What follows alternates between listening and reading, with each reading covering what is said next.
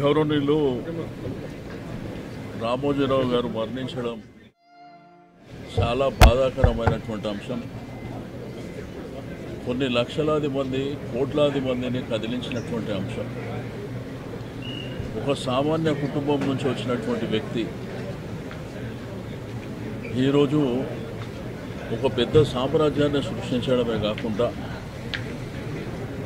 ఈనాడు దినపత్రిక ఈరోజు తెలుగు వాళ్ళు మరి ప్రేమించేటువంటి పత్రిక గడిచిన 50 సంవత్సరాల నుంచి మరి వాస్తవాలని ఉన్నట్టుగా మరి ప్రజలకు చేరువేయడమే కాకుండా మరి చాలామందిని కదిలించినటువంటి వారు రామోజీరావు గారు ఒక వ్యవస్థ కింద ఈరోజు రామోజీ ఫిలిం సిటీ అనేది ప్రపంచంలోనే ఇటువంటి ఫిలిం సిటీ ఎక్కడ కూడా లేదు.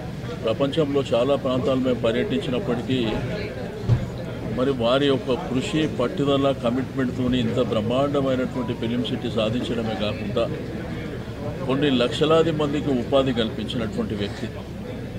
ప్రియా ఫుడ్స్ స్థాపించడమే కాకుండా మరి ఈరోజు వారు టీవీ రంగంలో కూడా ఈటీవీ కానివ్వండి, మరి అదేవిధంగా టీవీ సీరియల్స్ కానివ్వండి, ఈరోజు తెలుగు వాళ్ళు ఎక్కడున్నా కానీ అంటే తెలుగు రాష్ట్రాలే కాకుండా యావత్ ప్రపంచంలో ఎక్కడున్నా కానీ మరి బ్రహ్మాండంగా ఆదరిస్తున్నారంటే వారి యొక్క పట్టుదల కమిట్మెంట్. నాకు వారికి ఉన్నటువంటి అనుబంధం, మా ఇంట్లో ప్రతి శుభకార్యం జరిగినా కంపల్సరిగా మరి మొట్టమొదటిగా వచ్చేటువంటి వ్యక్తి రామోజీరావు గారు. నా ఇంట్లో అనేకమైనటువంటి కార్యాలు జరిగినాయి. శుభకార్యాలు దగ్గర 20 శుభకార్యాలు జరిగితే మరి ఖచ్చితంగా 16-17 శుభకార్యాలలో వారు భాగస్వామ్యం కావడం నా అదృష్టం అని చెప్పి నేను ఈ సందర్భంగా తెలియజేస్తాను. బట్ ఈరోజు సమాజంలో జననం మరణం అనేది సర్వసాధారణమైనప్పటికీ కొంతమంది వ్యక్తులు చరిత్రలో మిగిలిపోతారు.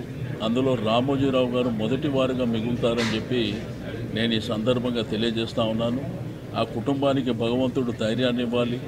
తప్పకుండా వారు ఏ ఆశయాలతోని ఈ వ్యవస్థల్ని స్థాపించిండో తప్పకుండా దాన్ని ముందుకు తీసుకువెళ్ళవలసినటువంటి అవసరం ఆవశ్యకత మరి ఉన్నది.